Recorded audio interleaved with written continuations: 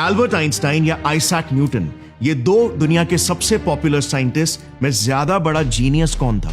Can we say Einstein was a lot smarter than Newton? No, actually, if you want to put them head to head, I think I'd put Newton ahead. Einstein comes next after Newton. My favorite physicist is Isaac Newton. If Newton were around in Einstein's time, Newton would have done it all. If Einstein were around in Newton's time, not so much. ये है आज की generation के कुछ सबसे popular scientific minds, और सभी ने आइजैक न्यूटन को एक अनरैवल्ड जीनियस घोषित किया, यानी कि एक ऐसा जीनियस जैसे आज तक कोई पैदा ही नहीं हुआ। इनफैक्ट आइंस्टाइन ने खुद भी अपने ऑटोबायोग्राफी नोट्स में यह लिखा था कि न्यूटन एक क्रिएटिव जीनियस थे of the highest order. But ऐसे ब्रिलियंट साइंटिस्ट जिनकी थियरीज को 200 सालों तक पत्थर की लकीर माना गया, और इवन आज भी हमें स्कूल्स और कॉलेजेस में न्यूटन के ही लॉज ऑफ मोशन तो सिखाए जाते हैं। आइंस्टाइन का जिक्र तो डिग्री कॉलेजेस में कहीं जाकर आता है, बट आयरॉनिकली न्यूटन को चुनौती देने वाले पहले शख्स और कोई नहीं बल्कि उनके सबसे डीपेस्ट एडमायरर एल्बर्ट आइंस्टाइन ही थे। एक छोटा सा एक्सपेरिमेंट करते हैं। अगर मैं इस बॉल को हाथ से ड्रॉप करूं तो क्या होगा? न्यूटन के हिसाब से बॉल नीचे जाकर जमीन में गिरेगा ग्रेविटी की वजह से, जो कि एक फोर्स है जो दो ऑब्जेक्ट्स को आपस में अट्रैक्ट करती है, जैसे बॉल को और पृथ्वी को इस केस में। बट आइंस्टाइन के हिसाब से यह गलत है। ग्रेविटी तो फोर्स ही नहीं है। इनफैक्ट ग्रेविटी तो बस एक इल्यूजन है, एक छलावा, और बॉल भी नीचे गिर ही नहीं रहा, बल्कि बॉल तो अपनी ही जगह पर खड़ा है। तो फिर क्या जमीन ऊपर आ रही है? और चलो एक बात, ये मैं आपसे पूछता हूं, एक टेबल पर अगर मैं एक बॉल को रख दूं तो बताओ क्या ये बॉल इनर्शिया में है या इस पर कोई फोर्स है? फिजिक्स में इनर्शिया का मतलब होता है एक ऑब्जेक्ट की टेंडेंसी कि वो अपने स्टेट को रिटेन करे। अगर वो मोशन में है तो मोशन में ही रहे, स्टेबल है तो स्टेबल रहे, अनटिल एंड अनलेस कोई एक्सटर्नल फोर्स उस पर एक्ट ना करे। सो इस टेबल में रखे बॉल के एग्जांपल में न्यूटन बोलेंगे ये इनर्शिया में है क्योंकि स्टेबल है, बट आइंस्टाइन बोलेंगे इस पर फोर्स है, एक्सेलरेशन का। इनफैक्ट जब आप बॉल को हाथ से छोड़ देते हो तब बॉल इनर्शिया में आ जाता है। ऐसे कई सारे कॉन्ट्रडिक्शंस आपको मिलेंगे न्यूटन और आइंस्टाइन दोनों की थियरीज को आमने सामने कंपेयर करोगे तो। बट अंत में आइंस्टाइन ने अपनी स्पेशल और जनरल रिलेटिविटी थियरी के जरिए न्यूटन की थियरीज को इनकम्प्लीट प्रूफ करके बताया, और आज दुनिया यही मानती है। सो अगर आइंस्टाइन ने न्यूटन जिस चीज के लिए सबसे ज्यादा जाने जाते हैं, ग्रेविटी, उसी को गलत प्रूफ कर दिया, तो आइंस्टाइन फिर भी न्यूटन को इतिहास के सबसे बड़े जीनियस क्यों समझते थे? क्या वो अपनी ऑटोबायोग्राफी में बस हम्बल बनने की कोशिश कर रहे थे? जिस तरह जब हिस्ट्री के greatest rated chess player Magnus Carlsen से पूछा गया कि बेस्ट कौन है, तो उसने खुद का नाम स्किप करके अपने इंस्पिरेशन गैरी कैस्परोव का नाम बता दिया। I think Gary is the best of all times. और क्या हमें बचपन में जो कुछ भी ग्रेविटी के बारे में सिखाया गया, क्या वो सब कुछ गलत था? फ्रेंड्स, आज हम इस वीडियो में एग्जैक्टली यही जानेंगे कि क्यों हमें आज भी न्यूटन की थियरीज पढ़ाई जा रही है जबकि दुनिया जानती है कि वो इनकम्प्लीट है। न्यूटन के लॉज ऑफ मोशन, उसके मैथमेटिक्स और उसके एक्सप्लेनेशंस में एग्जैक्टली क्या क्या गड़बड़ियां थी जो कि आइंस्टाइन ने देखी और उसे फिक्स की। इवन हम ये भी जानेंगे कि ये एक्सपेरिमेंट जो आइंस्टाइन की ग्रेविटी को विजुअलाइज करवाने के लिए दिखाया जाता है, कैसे ये मिसलीडिंग हो सकता है, जिस वजह से आप ग्रेविटी को ठीक से ग्रास्प नहीं कर पा रहे। और अंत में आइंस्टाइन ने न्यूटन में ऐसा क्या देखा जो उन्होंने उन्हें खुद से बड़ा जीनियस बताया। ये सब एकदम रैशनली कंसिडर करके हम बेहतर जज कर पाएंगे कि दोनों में से ज्यादा बड़ा जीनियस कौन था। सो तैयार हो जाओ, क्योंकि ये वीडियो आपकी रियलिटी की अंडरस्टैंडिंग को भयंकर तरह से चैलेंज करने वाला है। तो चले शुरू करें। आज से 400 साल पहले 1633 में रोमन चर्च ने गैलीलियो गैलीलाई को धमकी दे दी थी कि अगर उन्होंने अपने साइंटिफिक आइडियाज को प्रमोट करना बंद नहीं किया तो उन्हें फांसी की सजा दे दी जाएगी। गैलीलियो की खोजें बाइबल में लिखी बातें और उस वक्त की मान्यताएं को गलत प्रूफ कर रही थी। उस वक्त लोग ऐसा माना करते थे कि हमारी पृथ्वी सेंटर ऑफ सोलर सिस्टम है और सूरज और बाकी के ग्रह इसके चक्कर काटते हैं। इस मॉडल को जियोसेंट्रिज्म कहते हैं। मगर गैलीलियो ने अपने टेलीस्कोप से खुद जुपिटर के 4 चांद देखे थे जो जुपिटर के चक्कर लगा रहे थे। इसका मतलब सब कुछ पृथ्वी के आसपास नहीं घूम रहा। वीनस के अलग अलग फेजेस भी देखे थे, जिसका मतलब वो भी सूरज के आसपास ही घूम रहा है। यह डायरेक्ट प्रूफ था कि कोपरनिकस का हीलियोसेंट्रिक मॉडल सही हो सकता है और चर्च गलत। पर चर्च को यह सच मंजूर नहीं था और इसीलिए गलत नॉलेज फैलाने और धर्म के विरुद्ध जाने के जुर्म में 1633 में गैलीलियो को लाइफ इम्प्रिजनमेंट की सजा सुना दी गई। We declare that you, Galileo Galilei, we condemn you to formal imprisonment in this holy office at our pleasure.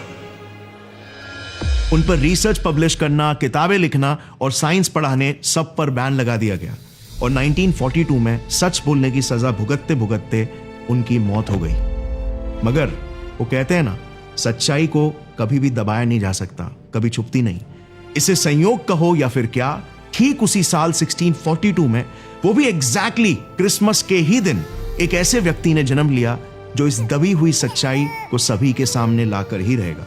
मानो जैसे गैलीलियो ने एक जन्म ले लिया था, एक अलग शरीर में, क्योंकि ये शख्स और कोई नहीं बल्कि इंग्लैंड के लिंकनशायर काउंटी में जन्मे आइजैक न्यूटन थे। सर आइजैक न्यूटन इतिहास के एक ऐसे मुकाम पर जन्मे थे जब साइंस जैसे सब्जेक्ट की बस ABC की ही शुरुआत हुई थी।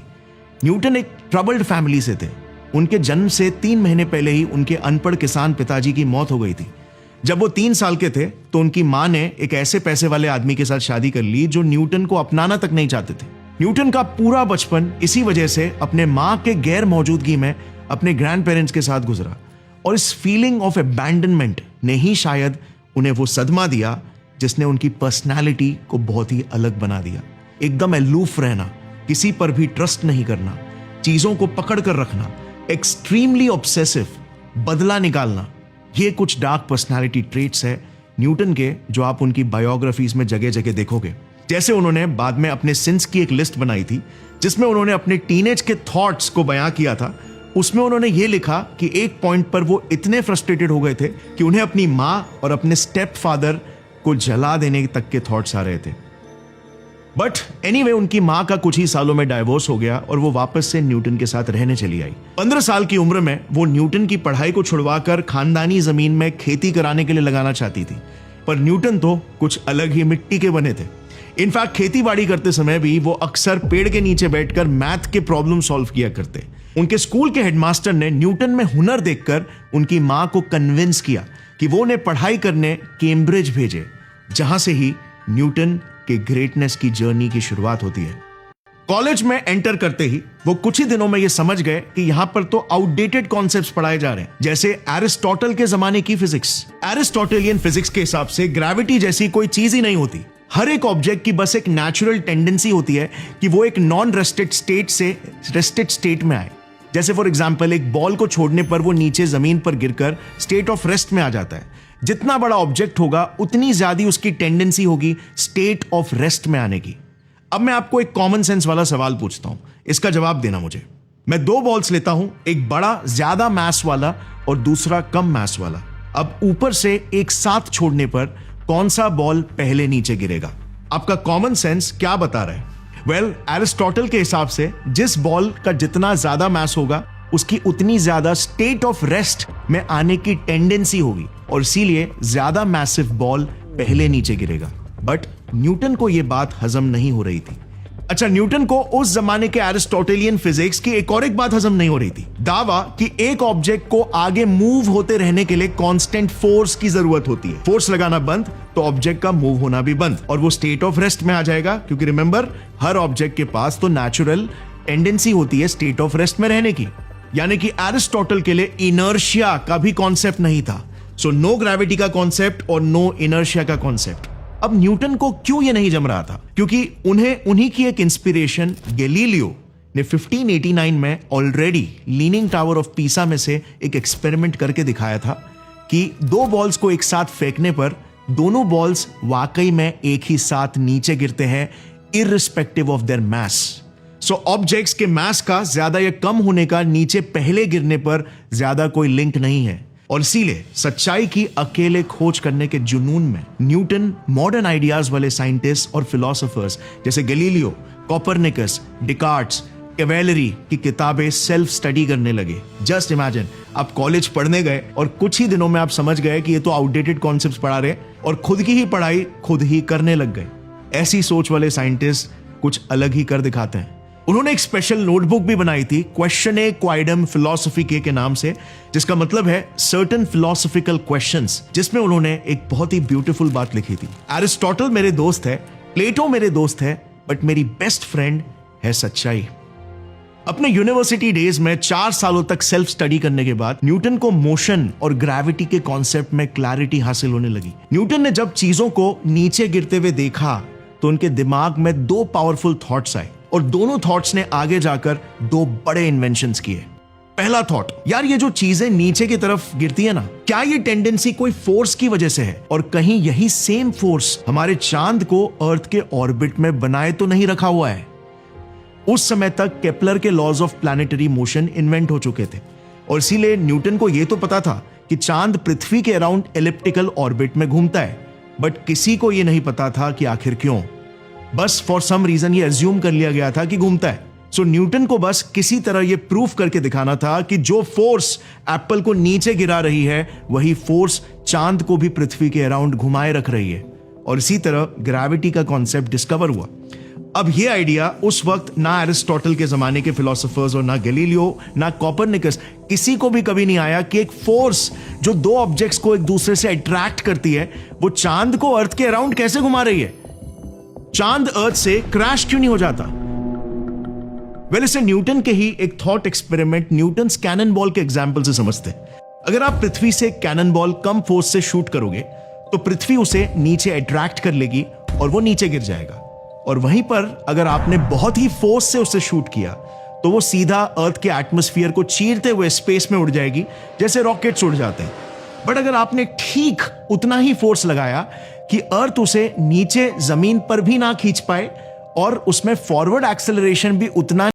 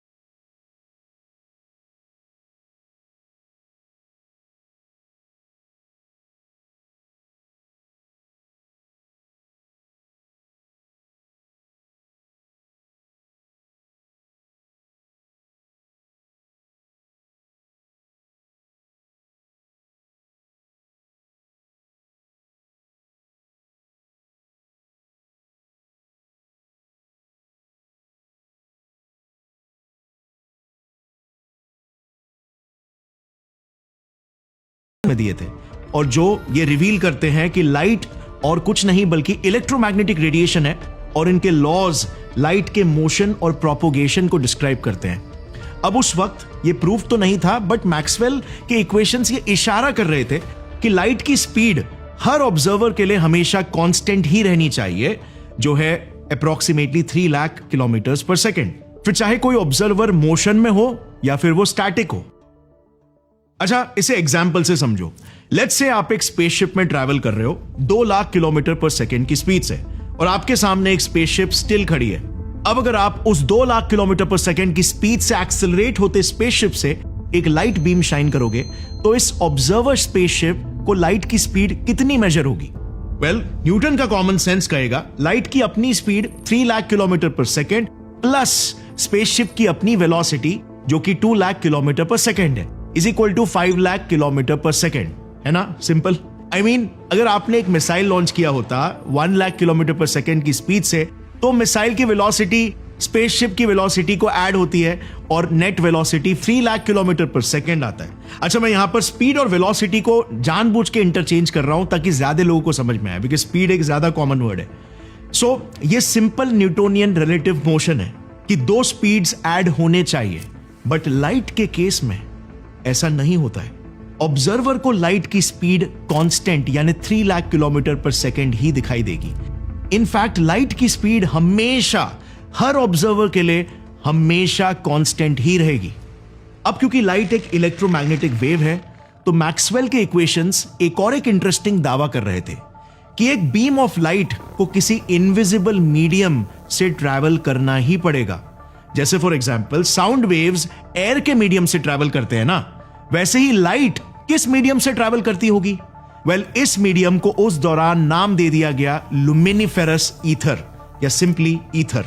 बट प्रॉब्लम यह थी कि ईथर होता भी है कि नहीं, इसे किसी ने देखा ही नहीं था और ना ही किसी ने प्रूफ किया था, जिसको फिर 1987 में प्रूफ करने की कोशिश 2 अमेरिकन फिजिसिस्ट एल्बर्ट ए माइकलसन और एडवर्ड डब्ल्यू मॉर्ले ने की। एंड टू देयर सरप्राइज वो एग्जिस्टेंस प्रूफ करने चले थे, बट उन्होंने प्रूफ किया कि ईथर जैसा कोई मीडियम तो एग्जिस्ट ही नहीं करता है। और यस, मैक्सवेल के दावे को भी सही साबित कर दिया कि लाइट की स्पीड इंडीड सभी ऑब्जर्वर के लिए सेम ही रहती है। अब इस एक्सपेरिमेंट में कैसे प्रूफ किया गया और इन सारे इवेंट्स के बीच में की पूरी डिटेल स्टोरी मैंने अपने इस वीडियो में ऑलरेडी कवर किया है, जिसे आप देख सकते हो अगर आपको डिटेल्ड पर्सपेक्टिव चाहिए तो। अभी के लिए बस हम मेन पॉइंट्स पर ही फोकस करेंगे। सो अब हम फाइनली इतिहास के उस पॉइंट पर पहुंच गए थे जहां पर न्यूटन की थियरीज को लेकर बहुत से सवाल खड़े हो गए। अगर न्यूटन कहता है कि सारा मोशन रिलेटिव है, यानी कि वेलोसिटीज ऐड होती है, जैसे हमने पहले स्पेसशिप वाले एग्जांपल में देखा, तो मैक्सवेल के दावों पर खरे उतरकर माइकलसन और मॉर्ले ने कैसे यह प्रूफ कर लिया कि लाइट की स्पीड कांस्टेंट ही है? क्यों वो ऐड नहीं होती बाकी चीजों की तरह? क्या लाइट स्पेशल है? और इसी दौरान होती है इस कहानी में आइंस्टाइन की एंट्री और स्पेशल थियरी ऑफ रिलेटिविटी की शुरुआत, जिसमें लाइट को आइंस्टाइन ने वो स्पेशल एलिमेंट कंसिडर किया। आइंस्टाइन ने 1905 में इसी कंफ्यूजन को क्लियर करने के लिए एक साइंटिफिक पेपर पब्लिश किया, जिसने फिजिक्स कम्युनिटी की दिशा को ही हमेशा के लिए बदल कर रख दिया। पेपर का नाम था इलेक्ट्रोडायनामिक्स ऑफ मूविंग बॉडीज, और इस पेपर में उन्होंने बेसिकली पूरे ईथर के कॉन्सेप्ट को ही रिजेक्ट कर दिया। इसी के साथ उन्होंने न्यूटन के लॉज के भी कुछ ग्लेरिंग फॉल्ट्स पर उंगली उठा ली। इस पेपर में बेसिकली आइंस्टाइन ने ईथर को आउट करके उसे एक बहुत ही न्यू और फैसिनेटिंग कॉन्सेप्ट स्पेस टाइम से रिप्लेस कर दिया। सो बेसिकली ये जो हम आसपास और यूनिवर्स में हर जगह जो स्पेस देख रहे हैं ना, वो सिर्फ स्पेस नहीं बल्कि वो स्पेस टाइम है, जो 3 dimensions ऑफ स्पेस और 1 dimension ऑफ टाइम का बना हुआ है। स्पेस और टाइम आपस में फंडामेंटली जुड़े हुए हैं, इनसेपरेबल है। There can be no space without time and no time without space according to Einstein's model। अब ये एक टोटली ग्राउंड ब्रेकिंग आइडिया था जो न्यूटन की थियरी के अगेंस्ट जा रहा था। इनफैक्ट आगे चलकर तो आइंस्टाइन एक के बाद एक ऐसे कॉन्सेप्ट्स, आइडियाज और थियरीज पब्लिश करेंगे जो न्यूटन की थियरी की इनकम्प्लीटनेस को एक्सपोज करेंगे। सो आखिर क्या थे वो आइडियाज? सो चलो अब इसके आगे ना हम स्टोरी से हटकर डायरेक्ट 1-on-1 कंपैरिजन करेंगे न्यूटन वर्सेस आइंस्टाइन की दुनिया देखने के नजरिए को, क्योंकि कई बार तो ये दोनों साइंटिस्ट के व्यूज एकदम ऑपोजिट लगते हैं। स्कूल में हमें न्यूटन के लॉज सिखाते हैं, बट फिर आगे चलकर आइंस्टाइन क्यों बोलते हैं कि न्यूटन गलत है? हमें किसको ट्रस्ट करना चाहिए आफ्टर ऑल? और आइंस्टाइन ने न्यूटन के आइडिया को चैलेंज करते हुए कहा था कि एप्पल तो नीचे गिरता ही नहीं है, बल्कि जमीन एक्सेलरेट कर रही है। सो जमीन आखिर चारों बाजू से एक्सेलरेट कैसे कर सकती है? अच्छा, अब बहुत ही कम लोगों को यह भी पता होगा कि दो किस्म की ग्रेविटीज होती है, एक रियल और एक फेक। और आप और मैं जो ग्रेविटी एक्सपीरियंस करते हैं वो फेक ग्रेविटी है।